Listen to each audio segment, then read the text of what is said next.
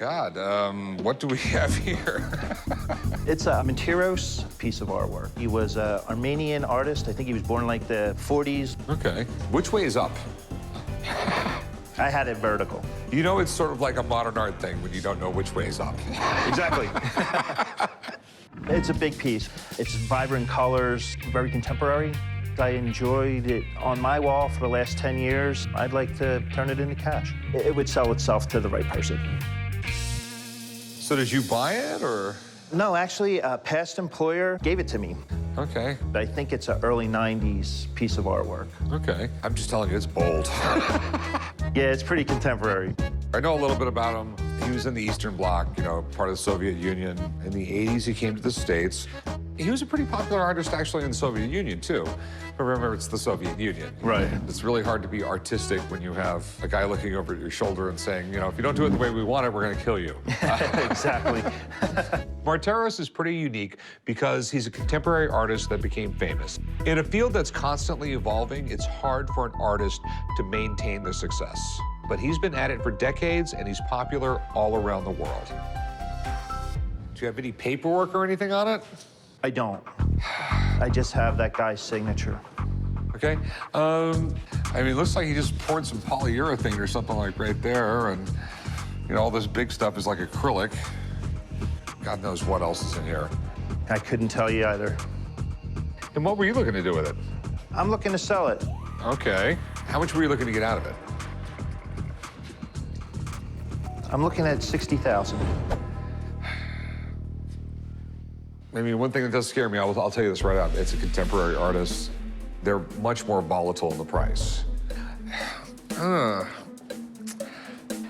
you mind if I have a friend come down and look at it? I encourage it. Okay. I think the artist does have staying power, though. He's been around for a long time. Well, let me get my buddy down here and we'll talk about it. I pretty much researched the art on my own. A second opinion would be helpful to me. I'm looking forward to it. It'll be great. Martiros. Yes. Excellent. You know, he's one of the few contemporary artists whose works I actually like. He said that he likes to use every key on the keyboard, you know, and it looks like he put every key in there. He's pretty secretive, really, about the media that he uses. He doesn't like to divulge his secret. He's got, you know, spray acrylic, he's got some enamel, he's got, it looks like some gold leafing, and he does real layered compositions. Just about everything in his artwork pops. It's all about jumping off the wall in terms of color, in terms of layer and depth. It's all about the presentation and really creating works that are eye-catching. Now, Rick, you had some questions about the piece? He has zero paperwork on it, nothing. Yeah, I mean, he's a contemporary artist. There's not going to be a lot of forgeries out there. From what I know about the artist, this is definitely a one-of-a-kind. I mean, it's an original. You can see the layers of paint. It's not a silk screen. And the signature, everything looks good. So there's no doubt in my mind about its authenticity. Okay, so the big question, what's it worth? And how fast would it sell? And that is a concern. The one thing I'll say about Martiros that works in his favor is, again, he's got kind of a timeless style. He's not working in real kitschy subject matter. I think he's got more staying power potential than a lot of contemporary artists, which is a good thing. You know, in a gallery setting, this piece would probably be a $60,000, $70,000 piece. Okay. Thanks, Brett. Hey, my pleasure, Rick. Thank you. Scott, nice meeting you. Nice to meet you. All right, thank you. The pawn shop would be a tough environment for a piece like this because it really has to appeal to someone who's a fan of contemporary artwork. I think it would probably be more at home in a gallery setting, but it certainly is a dynamic piece. It's really difficult to sell something like this. I don't have any paperwork on it. All I give you is a receipt and say, I guarantee it. When the guys put these things in galleries, okay, living artists, the gallery gets 50, 60% of what they sell for. Mm-hmm. I'll give you 10 grand for it. The lowest that I would go, 30 or 35, and meet in the middle. Well, one of the problems is it takes up half a wall. But I think what it could potentially bring in, it'd be worth the real estate, wouldn't it? It's interesting, but it's gonna sit forever. I'll do all the work if I can get it for 10 grand.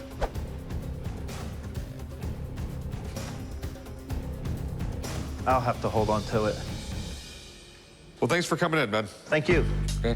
Jose, you wanna help out? Sure. The real estate on the wall, I think, would have paid for itself in time. $10,000, this guy's crazy. What I have is a dollar bill. Okay. What makes it valuable is that signature right there. Clark Gable.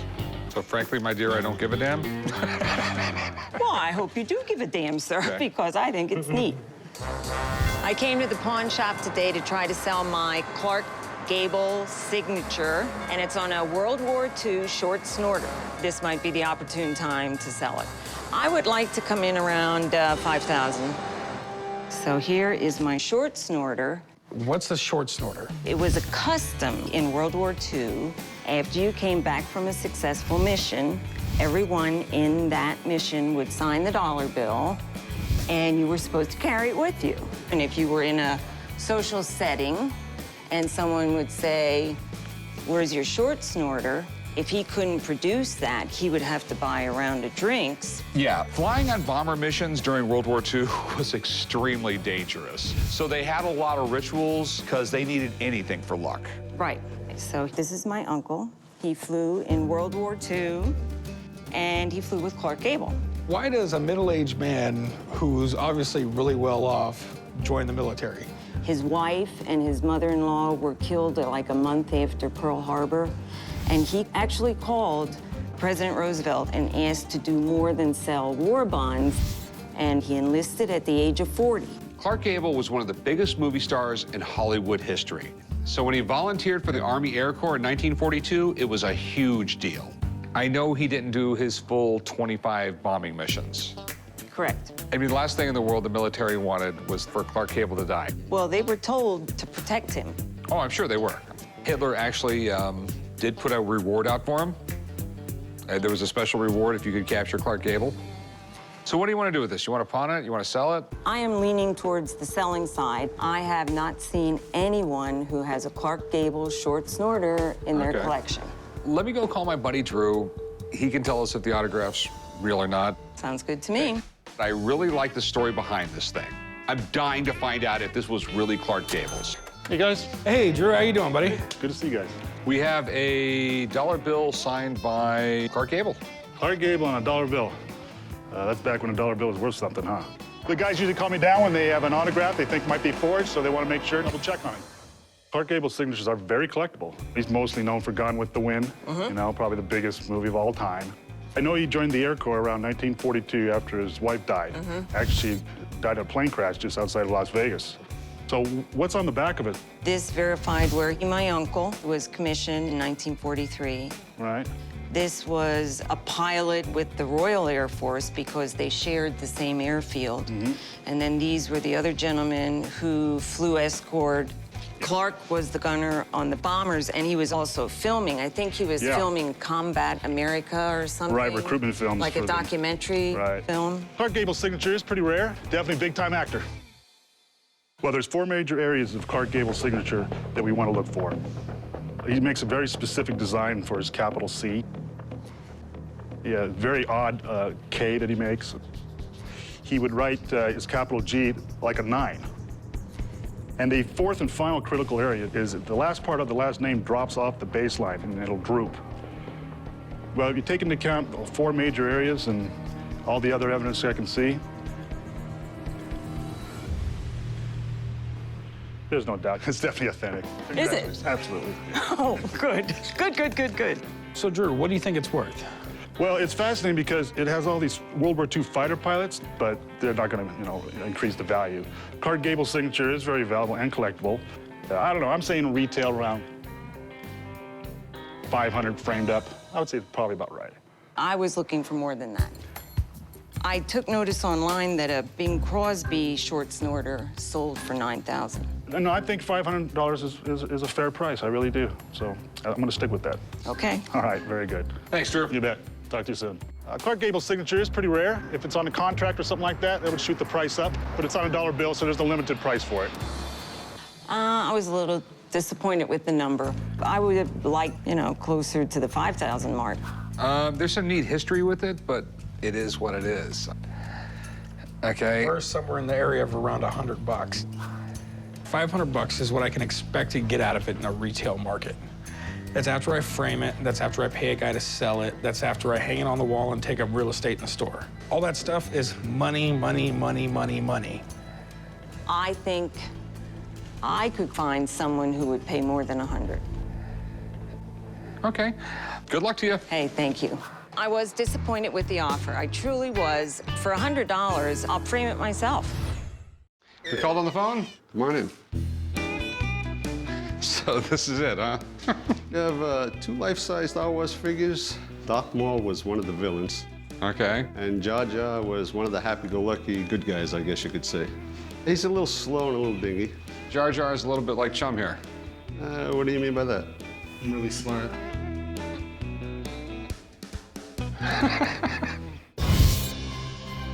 I decided to call the guys from the pawn shop to come to my house to see if they'd be interested in buying my 2 life-size Star Wars figures. These characters are from the 1999 Episode 1 Phantom Menace. The reason I want to sell these is I'm thinking about moving, and then they're just too big to transport and lug around. So what can you tell me about these things? They were a promotion that Pepsi and Frito-Lay put on, and they were around in grocery stores around town, and I just happened to put a couple entry forms in and won them. Okay. So we got Jar Jar and Darth Maul. Darth Maul is scary. Yeah, George Lucas was great at coming up with weird characters, wasn't he? I mean, they were just really interesting. When it comes to movie memorabilia, there's nothing bigger than Star Wars. Since the movie came out in 1977, they've created over $20 billion in revenue. Do you know anything about them, or?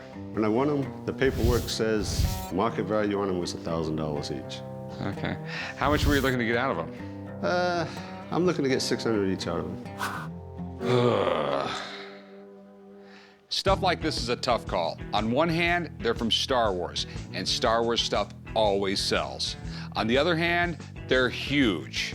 Who's gonna have room for something like this? I'm interested, but only if I can get them for a decent price. They take up a lot of real estate. But they're cool. Yeah, I guess you got a point. Rick, use the Force. It'll help guide you to the right answer. You gotta buy these. I mean, everyone loves Star Wars. I'll tell you what, I'll give you $200 a piece for them. Nah, you have to give me at least 6 for them. I'll give you 3 apiece.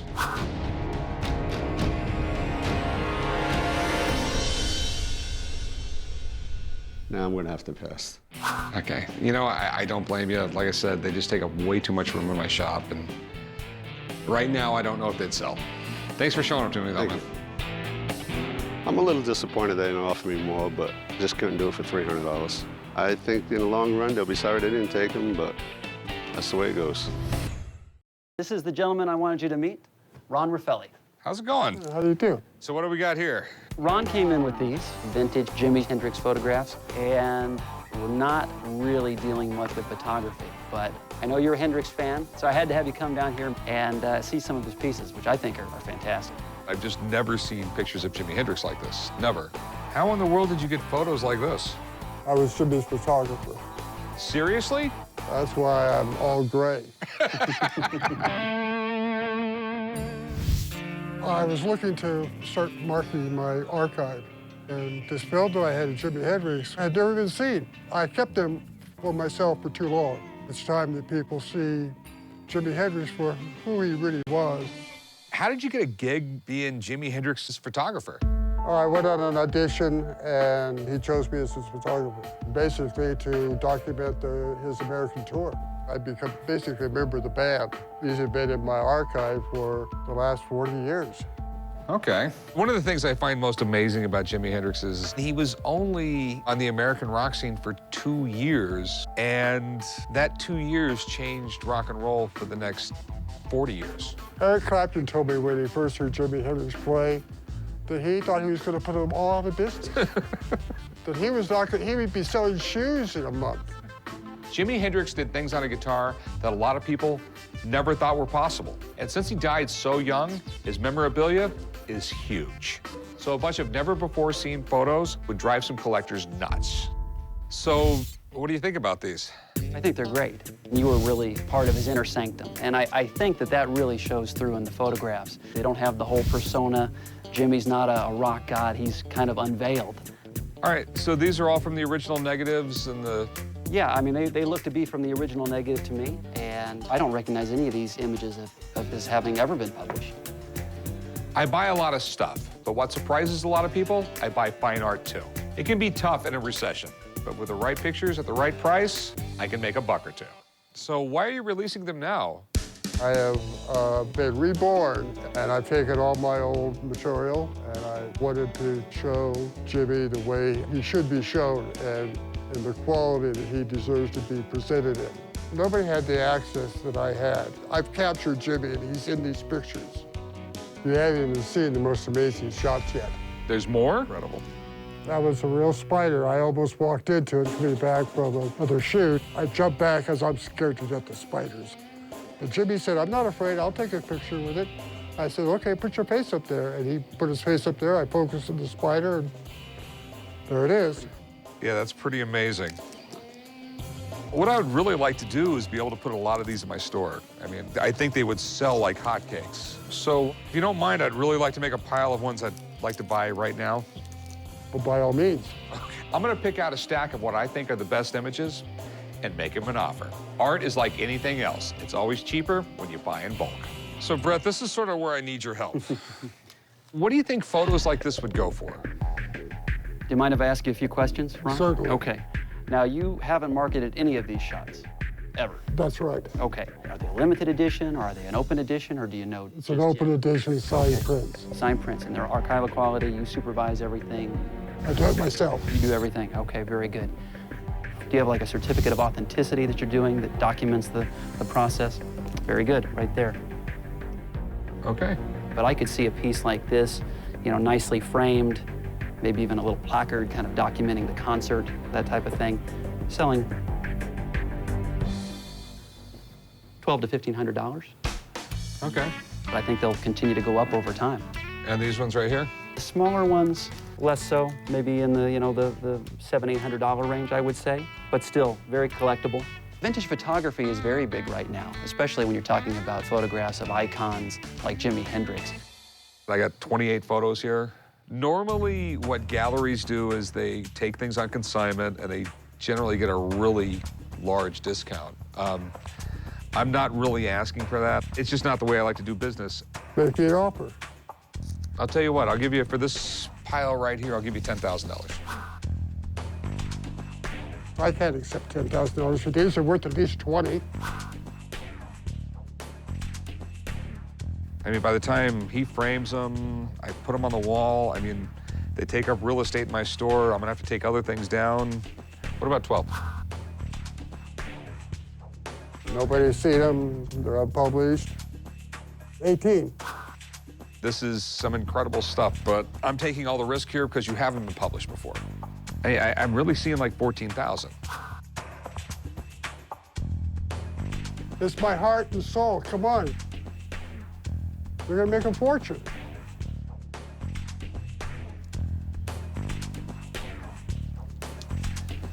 $15.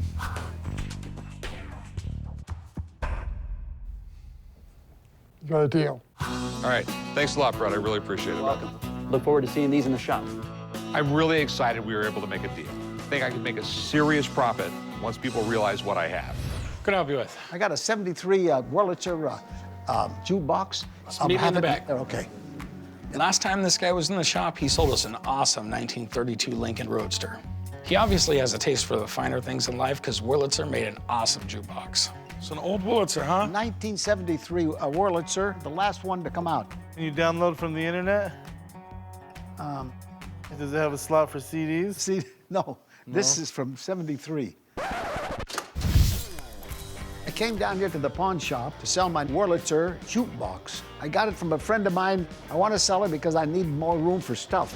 I got to have more stuff. Plays 45s, right? Yeah. You know, these things were great money makers for bars back when. I mean, before this, I mean, the only other alternative really was live music. Yeah. Their name is so synonymous with jukeboxes. I mean, people stopped calling them jukeboxes and started calling them Wurlitzers. Yeah. Wurlitzer made all kinds of musical instruments, but it was their jukeboxes that really put them on the map. They first started making them in the 1930s, and they were just the best. Okay, so one of the big things you always want to check for is yellowing and stuff, because most of them spent 30, 40 years inside of a smoke-filled bar. Yeah.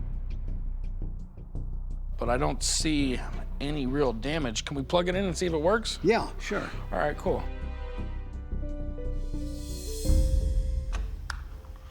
Well, there it goes, huh? I guess it works.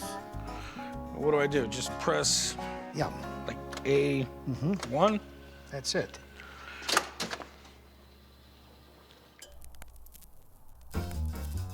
Listen to that music. Can you feel that? Sounds great. It Yeah. sounds like a, you know, old jukebox should. This thing is in great condition, and Wurlitzers are huge collector's items. Some of them from the 40s are practically priceless. What are you looking to get out of it? I'm trying to get out of 4,500. I've never seen or had one in the store that's this new. It's the older ones that I know are worth a lot of money. So let me give a buddy of mine a call. He can tell me if people are collecting these 70s versions of Wurlitzers. Okay. All right, let me give him a call. Yeah, real quick. okay, fine. With my dad away, it would be pretty easy just to take a gamble on this thing. But I'm smarter than my dad thinks I am, so I'm gonna make sure before I buy anything. All right, how are you? Doing well. Hey, chum. Hey, how you doing? Oh, look at this. Wurlitzer 1050. I specialize in antique gaming machines, jukeboxes, and other unique stuff. The Wurlitzer Jukebox Company was the premier jukebox company in the United States up until the end of the Second World War. This 1050 was made in 1973. They made 1,600 of That's these right, that's models, right. which was really a small run, and it really bombed. It was the last gasp of the Wurlitzer company before they sold the rights to a company in Germany. Yeah. But their stuff was really great looking, and it's the name associated with jukeboxes. I know the original ones in the 40s, 50s, this was actually metal, this was actually wood. This is plastic right here. Everything was going to plastic and fake chrome, but that doesn't hurt the collectability of this box. Okay, good. You want to open it up and take a look inside? Sure. It's a very clean box, and it even comes with a repair manual, which is great if it ever breaks down. This plays 50, 45, so it has 100 selections. The condition looks almost excellent. All right, well, that's good to know. What'd I tell you? In my experience, I've seen a number of these, and this is one of the nicest ones I've ever seen. So, what are they going for these days? What do you think it's worth?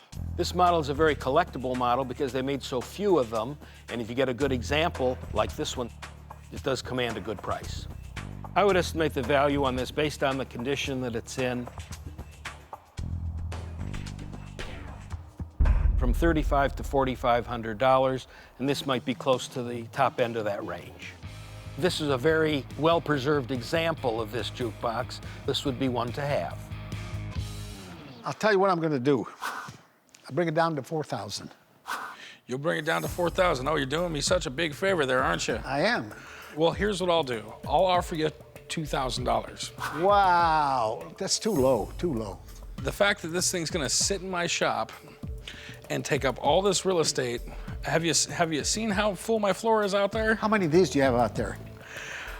You got me. I got none. I'm gonna offer you one more chance. 3,200, and that's final. And we're still friends for a while. Well, I'll give you 2,700 and we don't have to be friends. No, I'd rather have a 32. Could you come up a little more? Meet me at $3,000.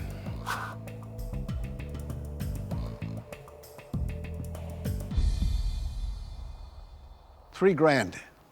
Okay? 3,000, sound good? 3,000 the deal. Okay. All right, cool. Thank you. This guy's definitely no slouch when it comes to negotiating. But I'm glad we finally got there because it's an awesome piece and we're definitely gonna make some money on it. It's a 1920s heavy porcelain over cast iron hand dryer. That really blows. Yeah. I decided to come to the pawn shop today to sell my antique electric hand dryer. I thought I'd want to restore it, but it might be too much work, so I decided to sell it. I personally prefer hand paper towels, but it's still a neat piece. So where'd you get it, man? I bought it off a guy out in Reno, Nevada. He said it came out of a train station up there. It's 1920s, and it's extremely heavy, well-built, obviously, and brass plates with a push-button brass knob on the front. They really save corporations money. Anything to help the bottom line, you're gonna do. So if you're spending $1,000 a year on paper towels or 20 bucks a month in electricity, it only makes sense to get the electric one. Some of the first public hand dryers were put in government buildings way back in 1915. They were definitely a lot more sanitary than the cloth towels used back then. I don't think it's from the 20s. Okay. The main reason being is in the 1920s, even though this cord had already been invented and patented, most people were still using Edison light socket cords. Pretty much when they first invented electricity, the first thing they did with it was light, so those light bulbs. Well, everybody that had electricity in their house didn't have the little AC plug on the ground, so they would make the cords extra long, and you had to get up on a ladder, unscrew a light, and then plug the cord into the light. This dryer may not be as old as this guy thinks it is, but it's still old. And with that vintage look and those cool brass fittings, I guarantee you some decorator out there who wants to give their bathroom that cool retro vibe will fall in love with this thing. So what were you looking to do with it? Sell it. And what'd you want to get out of it? $650. $650. I'd go like 200 bucks. Let's be realistic here. Half my customers are tourists. I gotta be able to ship this to them. This thing's heavy, bulky, it takes up real estate. There's a lot better stuff I could put in that real estate than a hand dryer. About 6. I'll go up to 350. I can't go any higher. All right, man, 350. All right, deal. All right. Sean, you wanna help him out? All right, wheel it up to the front counter. Okay. I'm glad I sold it for $350. I only paid 25 bucks for it. I'm feeling great.